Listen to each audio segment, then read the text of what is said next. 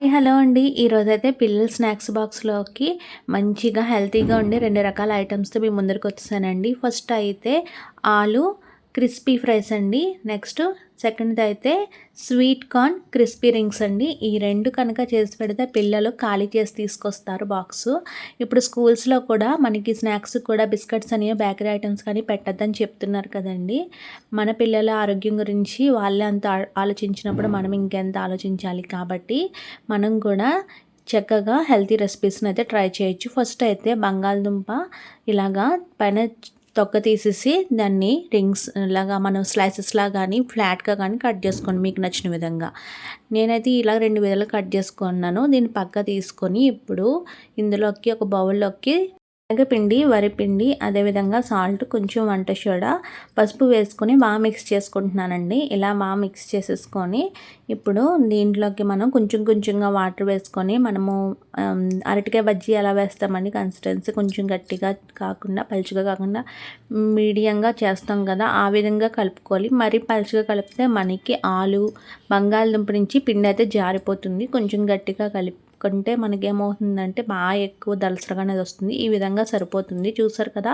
మొత్తం బంగాళదుంప పీస్‌కి ఎంత బాగా పట్టిందో ఆ విధంగా మనం కూడా కలుపుకొని దాన్ని రెడీ చేసుకొని ఇప్పుడు బాగా వేడి చేసిన నూనెలో ఇలాగా మనము ఆలు ఫ్రైస్‌నైతే ఇలాగా ఫ్రై చేసుకోవాలి.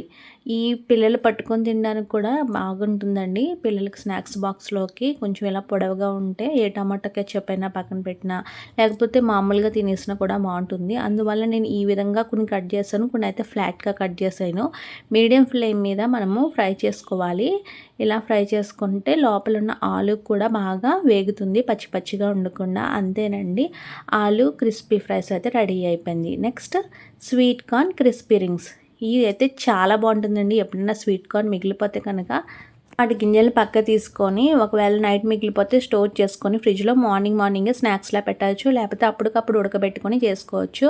ఇప్పుడు కొన్ని స్వీట్ కార్న్స్‌ని అయితే ఇలాగా నేను మిక్సీ పట్టుకున్నాను. అది కూడా కచ్చా పచ్చాగా కొన్ని అయితే పక్క తీసుకున్నాను. అవి తీసుకున్న వాటిని కూడా ఇలా కలుపుకోవాలి. ఇలా స్వీట్ కార్న్ మామూలుగా మనం తిన్నప్పుడు క్రంచీగా మనకి స్వీట్ కార్న్ అని తగలడానికి కొన్ని అయితే పక్క తీసుకున్నాను. ఇప్పుడు దీంట్లో సాల్ట్, కొంచెం కారము, అదేవిధంగా దీంట్లో కొంచెం పసుపు కూడా వేసుకోవాలి. వేసేసుకొని తర్వాత కొంచెం అల్లం వెల్లుల్లి పేస్ట్ టేస్ట్ గురించి వేసేసి బాగా మిక్స్ చేయాలి.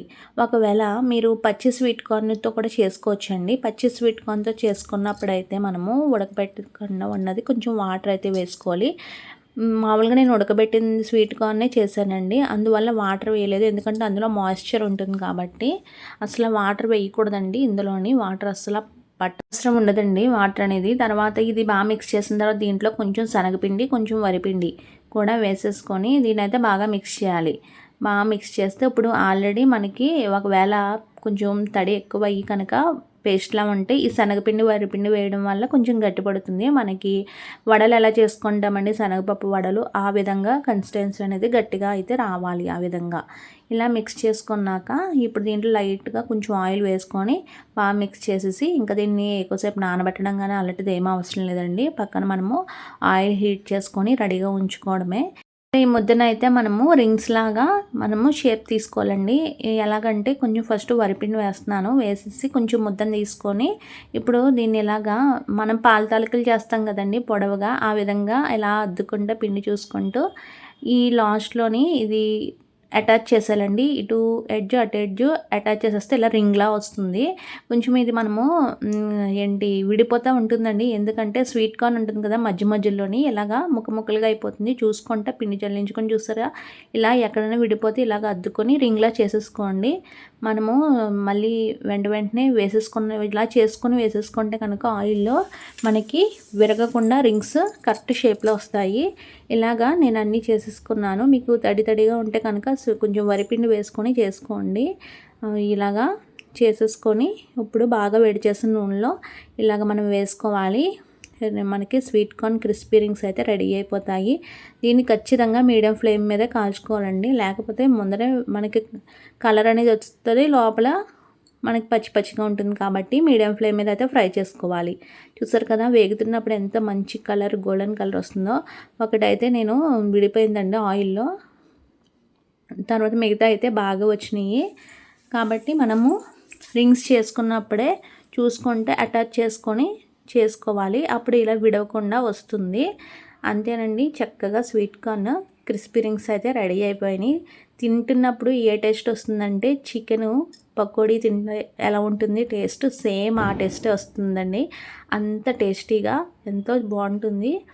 మీరు ఖచ్చితంగా ట్రై చేయండి. ఈ రెసిపీ అయితే చాలా బాగుంటుంది. పిల్లలకు స్నాక్స్ బాక్స్లోకి పెడితే ఖచ్చితంగా ఒక్కటి కూడా వదలకుండా మనకి ఇంటికైతే ఖాళీ బాక్స్ తెస్తారు. అంత నచ్చుతుంది, హెల్తీ కూడా. ఇలాగా మనము అన్నీ ఫ్రై చేసేసుకొని రెడీ చేసుకోవాలి. అండి, 2 రకాల స్నాక్స్ రెసిపీస్ మీకు ఏ విధంగా నచ్చినాయో నాకు కామెంట్ బాక్స్లో చెప్పండి. లైక్ చేయడం మాత్రం మర్చిపోకండి. నా ఛానల్ సబ్స్క్రైబ్ చేయండి. Please subscribe. Thanks for watching.